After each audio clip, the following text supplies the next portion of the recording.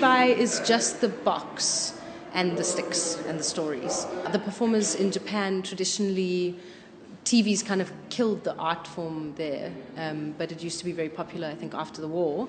And Kamishibai practitioners would have their stage on the back of their bicycle, and they'd go to a temple, and you could watch for free, but if you paid, you sat in the front row and you got sweets. Yeah, and it was for kids, but our show is not for kids. Are you also feeling maybe a little bit wild? Daijobu yo. Oh, that perverted sound is my ass slapping around,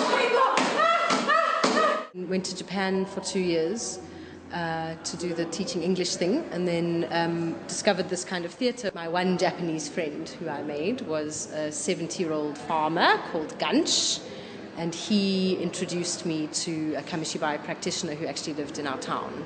I basically just started the project so that I could force myself to draw for 6 months, and then Gwydion Bainan, who's an old friend of mine and a TV writer, got on board, thank God, because he's a fantastic storyteller.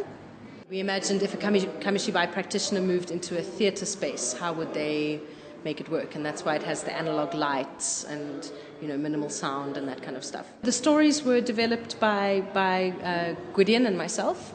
The first story is an original Japanese story, and we had the artist Carlos Amato illustrate that one.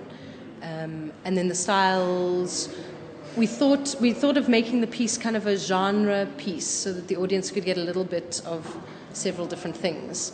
And obviously the genre bears impact on how you write the story, how you tell the story, and how you illustrate the story.